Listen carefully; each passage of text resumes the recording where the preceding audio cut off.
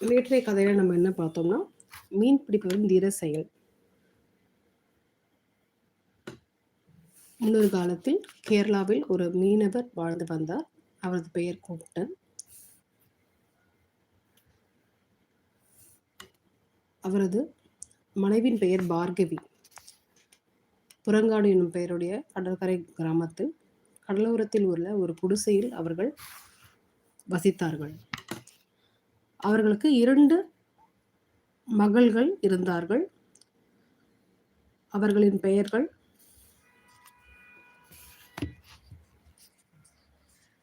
செல்லம்மா மற்றும் பொன்னம்மா.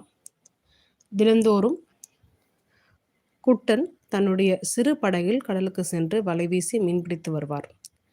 அவர் திரும்பி வந்தவுடன் அவர் பிடித்து வந்த மீன்களை வகைப்படுத்தி அவற்றை பிரித்தெடுத்து சந்தைக்கு எடுத்து சென்று விற்பனை செய்வாள் அவருடைய மனைவி பார்கவி. இவ்வாறாக சம்பாதித்த பணத்தில் அந்த குடும்பம் வாழ்ந்து வந்தது. அவர்களுடைய தேவைகள் குறைவாகவும் வாழ்க்கை எளிமையாகவும் இருந்தது. குட்டனோ அல்லது அவரது மனைவியோ படிக்கவில்லை. புறக்காடு கிராமத்தை தாண்டி அவர்கள் வெளியே எங்குமே சென்றதில்லை. எப்போதாவது ஏதாவது பொருட்கள் வாங்குவதற்காக மட்டும்தான் அவர்கள் நகரத்திற்கு செல்வார்கள். ஆண்டுகள் கடந்ததும் அவர்களுடைய மகள்கள் பருவ வயதை எய்தினார்கள். அவர்களுக்கு திருமணம் செய்ய வேண்டிய காலம் வந்துவிட்டது. தன்னுடைய மூத்த மகளான செல்லம்மாவுக்கு தகுந்த வரனை தேடினார் குட்டன். காலப்போக்கில் பக்கத்து கிராமமான தும்பொலியில் வசித்த ராஜப்பன் எனும் பெயருடைய இளம் மீனவனை தேர்ந்தெடுத்தார். அவன் வசதியானவன் இல்லை என்ற போதும் திடகாத்திரமான உடலுடையவன், கடின உழைப்பாளி. அவனுக்கு தங்களது மகளை திருமணம் செய்து வைத்தால் அவளை மகிழ்ச்சியாக வைத்துக் கொள்வாள் என்று குட்டனும் அவரது மனைவியும் நம்பினார்கள். செல்லம்மாவின் திருமணத்திற்கு பிறகு பொன்னம்மாவுக்கும் வரன் தேடத் தொடங்கினார்கள். அதிர்ஷ்டவசமாக அவர்களது தூரத்து உறவிலிருந்து ஒரு வரன் வந்தது. ஆலப்புழைக்கு பக்கத்தில் உள்ள ஒரு நகரத்தில் அவன் வியாபாரம் செய்து வந்தான். வசதி மிகுந்தவன். தங்களுடைய மகளின் நல்லதிர்ஷ்டத்தை கண்டு குட்டனும் அவரது மனைவியும் மகிழ்ச்சி அடைந்தார்கள்.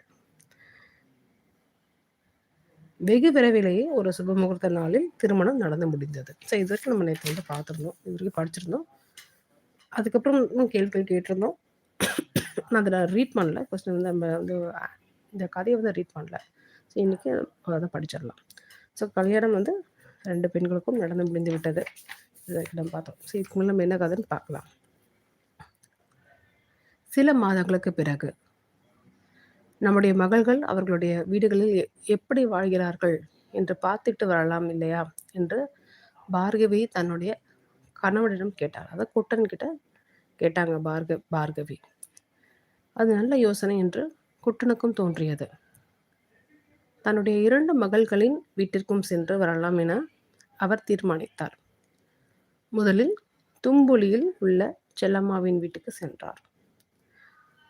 அவளுடைய வீடும் குட்டனின் வீட்டைப் போலவே கடற்கரை ஓரத்தில் ஒரு சிறிய குடிசையாக இருந்தது.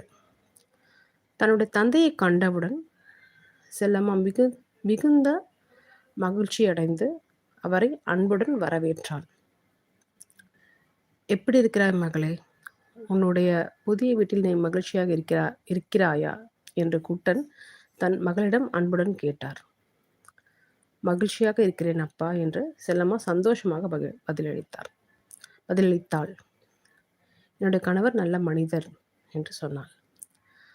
அவர் பிடித்து வரும் மீன் எங்களுடைய தேவைக்கு அதிகமாகவே இருக்கிறது. அதனால் நாங்கள் கவலை இல்லாமல் வாழ்கிறோம் என்று சொன்னார்.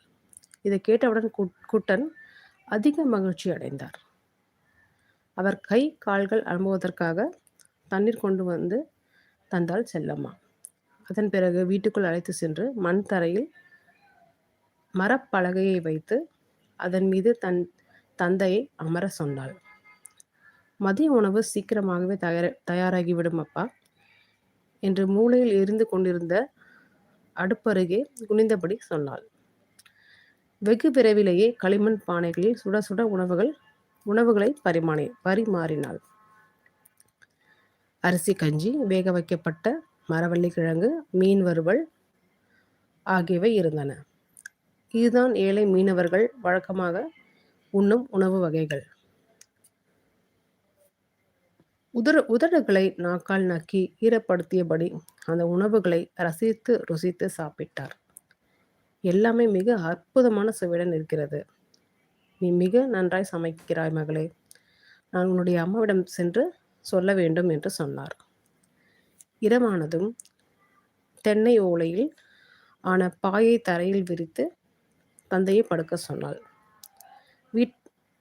வீட்டை நன்றாக பராமரிக்கிறாள் என்று அவளை புகழ்ந்து பேசிய பிறகு குட்டன் மகிழ்ச்சியாக உறங்கிவிட்டார். தன்னுடைய மூத்த மகனுடன் மருமகனுடனும் ஒரு வாரம் வரை மகிழ்ச்சியாக தங்கியிருந்தார் குட்டன். பிறகு தனது வீட்டுக்கு திரும்ப தீர்மானித்தார்.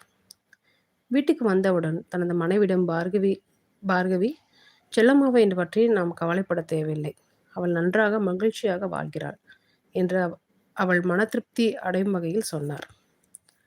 சில நாட்களுக்கு பிறகு தன்னுடைய இளைய மகள் பொன்னம்மாவை பார்க்க செல்லலாம் என்று முடிவு செய்து பார்கவியிடம் விடைபெற்று கொண்டு புறப்பட்டார் குட்டன். அவர் பொன்னம்மாவின் வீட்டை அடைந்தபோது அதிகாலை பொழுது. அவருடைய வீடு நாகரிகமான இடத்தில் இருந்தது. தன்னுடைய எளிமையான கடற்கரையோர குடிலுக்கு பழக்கப்பட்ட குட்டன் அழகிய தோட்டத்துடன் கூடிய இந்த மிக பெரிய மாளிகையை கண்டவுடன் பயந்தபடியே நுழைவாயில் கதவை தட்டினார்.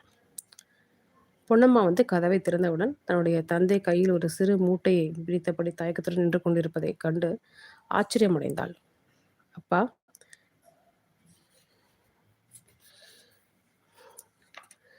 என்னவோ ஆச்சரியம், உள்ளே வாருங்கள் என்று மகிழ்ச்சியுடன் கூறினாள். நவீனமான நாற்காலிகளும் உபகரணங்களும் இருந்த அந்த மாளிகைக்குள் அவரை அழைத்து சென்றாள் பொன்னம்மா. அதை பார்க்கும்போது தேவதை கதைகளில் வரும் மாளிகை போல அந்த மீனவ முதியவருக்கு தோன்றியது. எல்லாவற்றையும் வியப்புடன் உற்று பார்த்தபடி இருந்தார். உட்புற சுவருக்குள்ளே அழைத்து சென்று தண்ணீர் தந்தாள். அதன் பிறகு நீரை ஒரு பாத்திரத்தில் கொட்டிவிட்டு ஏதோ ஒரு வகையான பொடியை அவரது கையில் கொட்டினாள். அப்பா, ஏதோ பற்பொடி இருக்கிறது. இதை உபயோகித்து பிறகு நீங்கள் மிகவும் புத்துணர்வாக உணர்வீர்கள். இதை முடித்தவுடன் சாப்பாட்டு அறைக்குள் வாருங்கள், தேநீர் தருகிறேன். இப்போது நான் சென்று காலை உணவு தயார் செய்கிறேன் என்று கூறிவிட்டு அவள் சென்று விட்டாள். தன்னுடைய கையில் இருந்த பொடியை குழப்பத்துடன் உற்று பார்த்து கொண்டிருந்தார் முதியவர் குட்டன். இதை கொண்டு அவர் என்ன செய்ய வேண்டும்? பற்பொடி என்ற வார்த்தைக்கு என்ன அர்த்தம் என்று அவருக்கு விளங்கவில்லை. அவர் இதற்கு முன் இந்த பொடியை பார்த்ததும் இல்லை, இதை பற்றி கேள்விப்பட்டதும் இல்லை. இதுவரை அவர் உமிரி கரியை, நெற்பயிலிருந்து கிடைக்கும் உமியை எரித்தால் அதிலிருந்து ஒரு விதமான ஒரு பொடி கிடைக்கும். வழக்கமாக அன்றைய நாட்களில் கேரளாவில் இதைதான் பற்பொடியாக உபயோகப்படுத்தினர். அதாவது உமிரி கரி, அதோடைய டெஃபினேஷன். அதை கொண்டுதான் பல் துலக்குவார். இந்த புதிய நாகரிகமான கண்டுபிடிப்பை பற்றி அவருக்கு எதுவும் தெரியவில்லை. அது பணக்காரர்களின் வீடுகளில் மட்டும்தான் உபயோகப்படுத்தப்பட்டது. மேலும் இதை கொண்டு அவர் என்ன செய்ய வேண்டும் என்று அவருடைய மகள் குறிப்பாக எதையும் சொல்லவில்லை. இதை உபயோகப்படுத்தியவுடன் நீங்கள் புத்துணர்வாக உணர்வீர்கள் என்று மட்டும்தான் அவன் குறிப்பிட்டிருந்தாள். அது என்ன செய்ய வேண்டும் செய்வதென்றே அவருக்கு தெரியவில்லை. அவர் மிகுந்த எச்சரிக்கையுடன் அதை மூக்கில் அருகே கொண்டு சென்று லேசாக முகர்ந்து பார்த்தார். அது ஒரு நல்ல வாசனை உடையதாக இருந்தது. இதுவரை அவர் முகர்ந்து பார்த்த வாசனையிலே இது இதுதான் மிகவும் சிறந்ததாக இருந்தது. மிக அற்புதமான வாசனை உடைய ஒரு பொருள் நிச்சயமாக அற்புதமான சுவையாகவும் தான் இருக்கக்கூடும் என்று எண்ணினார். எனவே சாப்பிடுவதற்கு தான் ஏதோ ஒன்று அவரது மகள் கொடுத்திருந்தாள் என்று தீர்மானித்தார். ஆனால் இதை சாப்பிடுவதற்கு முன்பாக அவர் பல் துலக்க வேண்டும். உமிரிக்கறி எங்கே இருக்கிறது? கையில் இருந்த அந்த பொடியை மிக எச்சரிக்கையுடன் அலமாரியில் கொட்டிவிட்டு பல் துலக்குவதற்காக உமிக்கறி எங்கே இருக்கிறது என்று தேடினார். அங்கு அதை எங்குமே காணவில்லை. ஆனால் அவர் எத்தகைய கஷ்டத்தையும் சமாளிக்கும் திறன் உடையவர். எனவே அந்த அறையில் உள்ள இண்டு இடுக்கு என எல்லா இடங்களிலும் தேடினார். இறுதியில் ஒரு சிறிய கிண்ணத்தில் அந்த கருப்பு நிற பொடி இருந்தது. அதாவது வேலைக்காரர்கள் உபயோகிப்பதற்காக வைக்கப்பட்டிருந்தது அந்த பொடி. வெற்றிகரமாக அதை எடுத்து பல் துலக்கி முடித்தார். இதை செய்து முடித்தவுடன் அந்த அற்புத சுவையுடைய பொடியை எடுத்து வாய்க்குள் போட்டுக்கொண்டார். அதன் சுவை அவரை ஏமாற்றவில்லை. அது இனிப்பாகவும் சிறிதளவு காரமாகவும் இருந்தது. மகிழ்ச்சியாக அதை முழுவதுமாக சாப்பிட்டு முடித்தார். அவள் சொன்னது சரிதான். உண்மையிலே இதை சாப்பிட்டவுடன் புத்துணர்வாக இருக்கிறது என்று எண்ணினார். ஆயினும் அடுத்த சில கணங்களில் ஏதோ ஒன்று தாக்கி அவரை தொடர்ச்சியாக இருமல் ஏற்பட்டது. அது சில கணங்கள் வரை நீடித்தது. பொன்னம்மா அவருக்கு ஒரு கோப்பையில் தேநீர் கொண்டு வந்தாள். இது போன்ற கோப்பையை அவர் இதுவரை பார்த்ததில்லை. வழக்கமாக அவர் டம்ளரில் தான் தேநீர் குடிப்பார். இத்தகைய பழக்கமற்ற புதிய பொருளை கண்டு அவருக்கு நடுக்கம் ஏற்பட்டது. அதை குடித்து முடித்து கோப்பையை கீழே வைத்த பிறகுதான் அவர் இயல்பு நிலைக்கு திரும்பினார். அது காலை உணவு உண்ணுவதற்கான நேரம். எனவே அவர் சாப்பிட்டு அறைக்குள் விரைந்து சென்றார். அங்கே மிகப்பெரிய சாப்பாடு மேஜை இருந்தது. அது சுற்றிலும் எண்ணற்ற நாற்காலிகள் போடப்பட்டிருந்தன. ஆனால் அது போன்ற நாற்காலியை தாசில்தாரின் அலுவலகத்தை தவிர வேறு எங்கேயுமே குட்டன் பார்த்ததில்லை. இப்போது அந்த வீட்டில் விருந்தினராக வந்திருக்கும் போது அவரால் அதை எப்படி மறுக்க முடியும்? மிகுந்த எச்சரிக்கையுடன் தான் வழக்கமாக அமர்வதைப் போலவே நாற்காலின் மீது குத்துக்காலிட்டு அமர்ந்தார். சாப்பாடு மேசையின் போது இடிக்கிறது என்ற காரணத்தால் பொன்னம்மா அவர் அருகே வந்து கிசுகிசுப்பான குரலில் சொன்னாள், அப்பா, காலை கீழே போடுங்கள். உடனே அந்த அவசரமான காலை கீழே போட்டுவிட்டு அவர் அவசரமாக காலை கீழே போட்டு நாற்காலியின் கைப்பிடியை பற்றியபடி அசௌகரியமாக அமர்ந்தார்.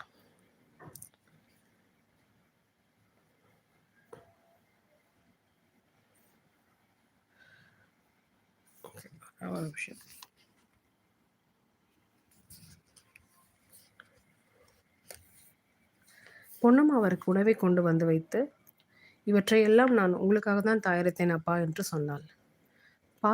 பாத்திரங்களில் நிரம்பியிருந்த உணவு பதார்த்தங்களை வியப்புடன் உற்று பார்த்தபடி இருந்தார் குட்டன். அது சிலவற்றை திருமண விருந்துகளின் போது அவர் சாப்பிட்டு இருந்தார். சிலவற்றை அவர் இதுவரை ஒருபோதும் பார்த்ததே இல்லை. கிண்ணங்களில் ஆவி பறக்க சாதம், சாம்பார், ரசம், அவியல், பல்வேறு வகையான இறைச்சிகள், மீன் வறுவல் என இருந்தன. அவருக்காக மட்டும் தயாரிக்கப்பட்டிருந்த அந்த உணவுகளின் எண்ணிக்கையை கண்டவுடன் அவரது மகிழ்ச்சி பெரும் கவலையாக மாறியது.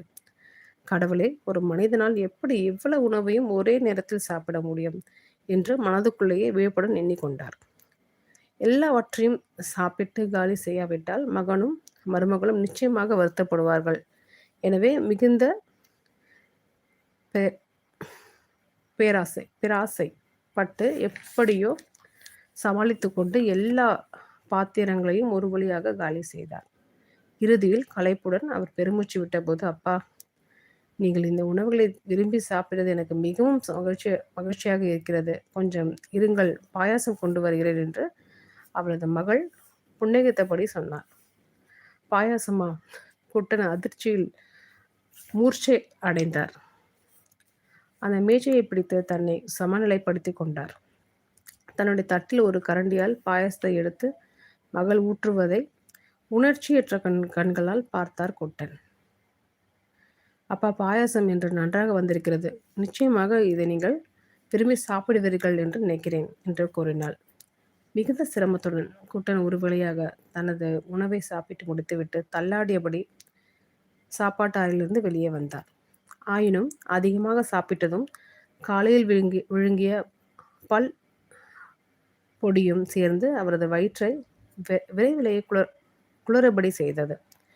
ஏதோ ஒன்று தவறாக நடந்துவிட்டது என்பதை தன்னுடைய மகளும் மருமகனும் அறியாதபடி நடந்து கொள்வதற்காக அன்றைய தினம் முழுவதும் மிகவும் சிரமப்பட்டார். அன்றைய இரவில் அவரது வெளுத்து போன முகத்தை பார்த்துவிட்டு, அப்பா, உங்களை பார்த்தால் மிகவும் களைப்பாக தெரிகிறது. அதனால் நீங்கள் சீக்கிரமாக உறங்க செல்வது நல்லது என்று கூறினார். அவருக்காக ஏற்கனவே தயார் செய்து வைத்திருந்த விருந்தினர் அறைக்கு அவரை அழைத்து சென்றாள். அப்பா, நன்றாக படுத்து உறங்குங்கள் என்று கூறி அவரை தனியாக விட்டுவிட்டு வெளியே சென்றார். அறையின்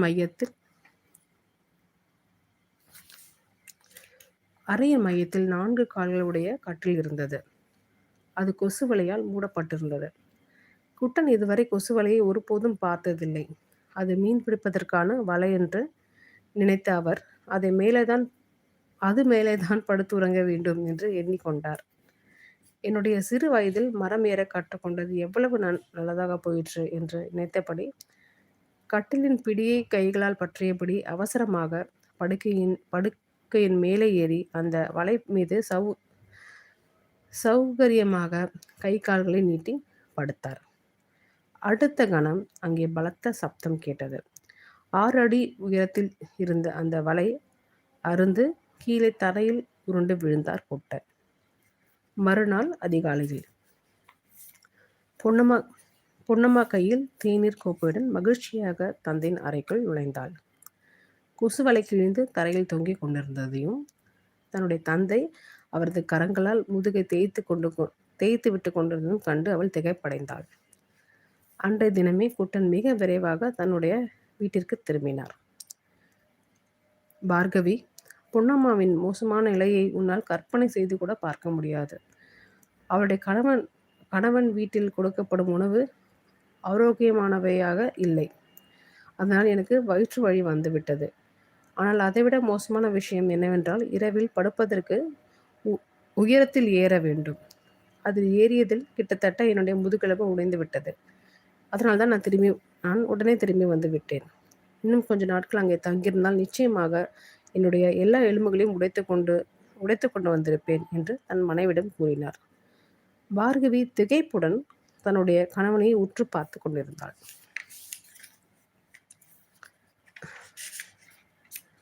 அவ்வளவு கதை முடிஞ்சிருச்சு. இதோடைய நீதி என்ன சொல்லியிருக்காங்கன்னா, புதிய சூழ்நிலையில் வாழ்வதற்கு சீக்கிரமாக பழகி கொண்டால் வாழ்க்கை மகிழ்ச்சியாக இருக்கும். இதுதான் இந்த கதையோடைய நீதி. கதை முடிஞ்சிச்சு. நம்ம இப்போ 2 மணிக்கு ஸ்டார்ட் பண்ணோம். 20-22 நிமிஷத்தில் வந்து முடிஞ்சிருச்சு கதை. நம்ம வந்து கேள்வி பதிலுக்கு போகலாம்.